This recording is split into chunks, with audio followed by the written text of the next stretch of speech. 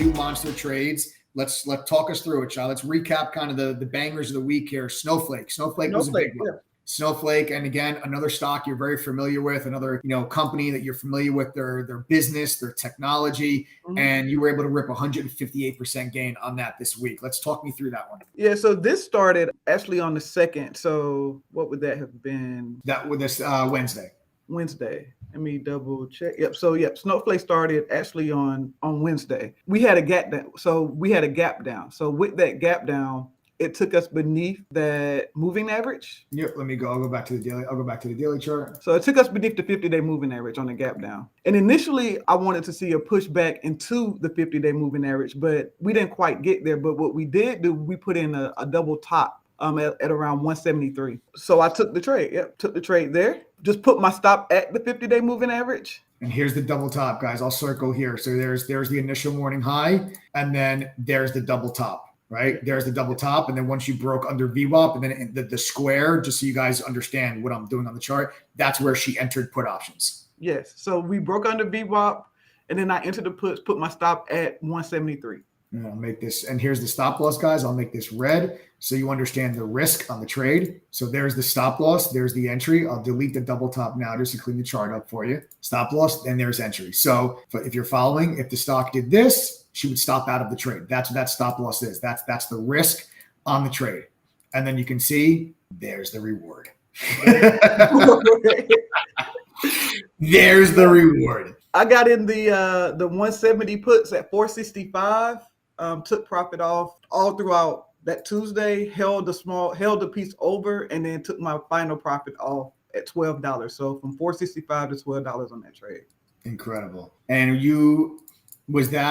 you out of that day, or did you hold? No, that was a swing trade. So I took profit off that day at 10:18 for 520, 11 a.m. at 580, and then 3:42 we was at 825. And I told members I'm going to hold a piece of this because I feel like we can go lower. So sick. So then the next morning at 9:31, I took profit off. Those contracts were at 9:50, and then my final take was at 3:44 p.m. on the 3rd, and that was for $12.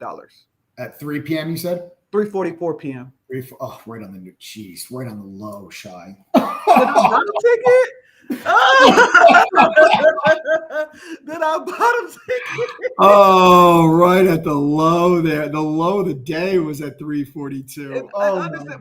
Remember who was asking me, do you think we go lower? Listen, understand that Snowflake and Palo Alto, they're two different companies, right? So if I was going to be short Palo Alto for Fortinet, then I can't stay short Snowflake. I have to get out of that trade. You played this trade so perfectly. Like, look where you got out of the trade, and look at like you literally got out at the very bottom of you caught this entire move.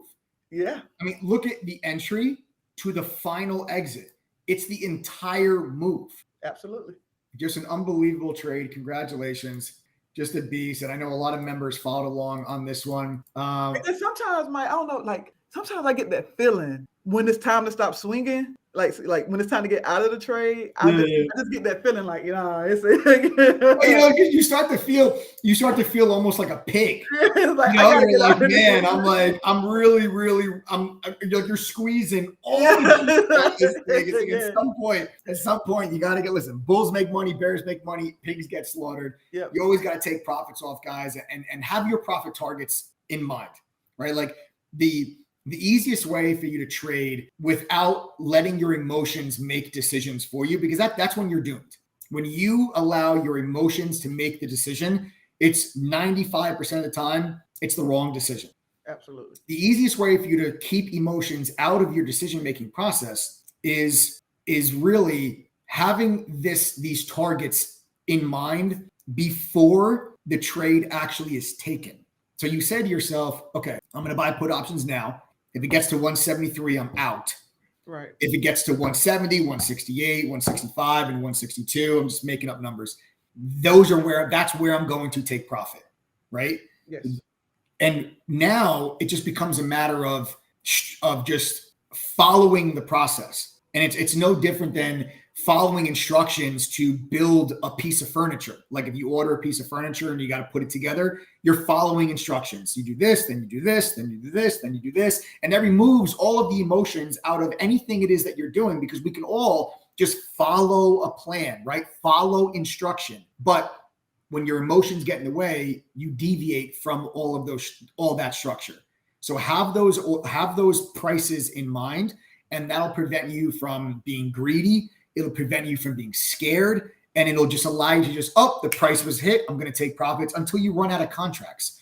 The greatest problem that any trader has is, I ran out of contracts, because that means you have reached profit target 3, 4, 5, and you're just like, I just can't take profit anymore. I have nothing left. Yeah, that means you just got a monster.